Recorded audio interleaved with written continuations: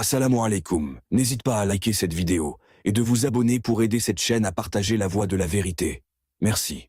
Seydina Muhammad sallallahu alayhi wa sallam.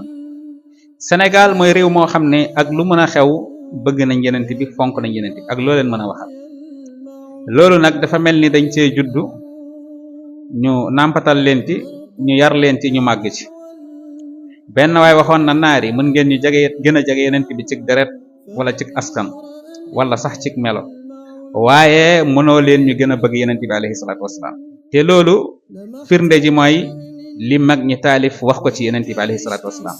Cheikhana si Ahmad Bamba xaadimu rasulillah nee na wa huwa akmalul wara xalqan wa xulqan zahara wal mislu qat lam yura wa lan yura fi shiyami ahmaduna rahmatuna hamiduna ni'matuna mahmuduna farhatuna wal juudu muzrid diyam. Allahu akbar.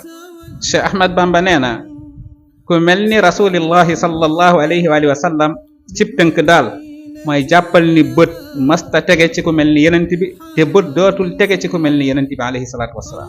kenn du moom kenn melut ni moom dañuy jéem a ko roy rek waaye duñ ko tab. Allahu akbar.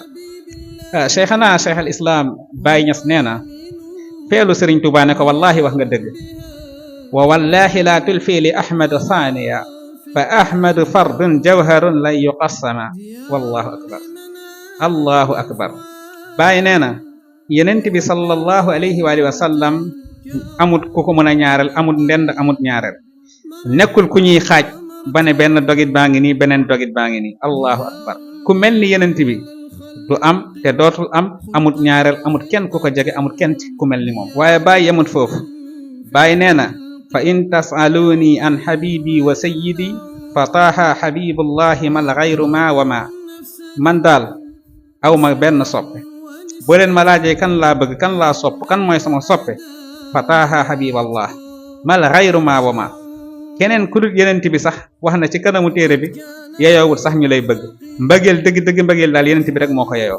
kon nag buñ ko laajee kuy soppeem kuy sangam nee na mooy yenent bi alayhi salaatu wasalaam. waaye nag cheikhana cheikh sidi alxaaji malik si al alimul allaama radiyallahu anhu nee na li ngeen wax yëpp dëgg la. xanaa xamoo leen ni bu ñu existé bu ñu amee leer nañ xam ne ci leeru yenent bi alayhi salaatu wasalaam lañ ko ballaloo. wa innahu iz araada allahu nashatana abaana min nuurihi nuurana bil alam inna al awalima aaliha wa saafilaha ashiatun talaat min afdalin nasam. allahu akbar. di nga gis ku jóge fële ne la yenent bi taxul ñu bind ñu wa ma xalaqtul jinna wal insa illa li ya'budun. waxuma la yenent bi moo tax ñu sàkk ñu waaye ci leeru yenent bi lépp luñ am jaamu yàlla gi tax yàlla sàkk ñu leer gi nga xam ne moom la ñuy tiitaroo leer gi nga xam ne moom la ñuy sàkku nañ yëg ni ñu ngi ko amee ci leeru yenent bi alayhi salaatu wasalaam. kooku moo ñu digal ni ñuy jaamoo yàlla kooku moo ñu xamal yàlla teg ñu ci siraatal mustaqim.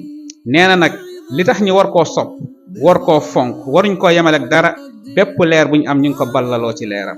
kon nag yàlla nañ yàlla dundal ci bëgg yenent bi rey ñu ci bëgg yenent bi dekkil ñu ci bëgg yenent bi ñun ak sunuy njaboot.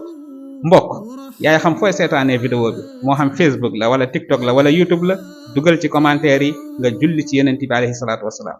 salawaatullahi wa salaamu alayhi wassalaamu aleykum wa rahmatullahi wa barakaatuh. Assalamu alaikum. N'hésite pas à liker cette vidéo et de vous abonner pour aider cette chaîne à partager la voie de la vérité. Merci.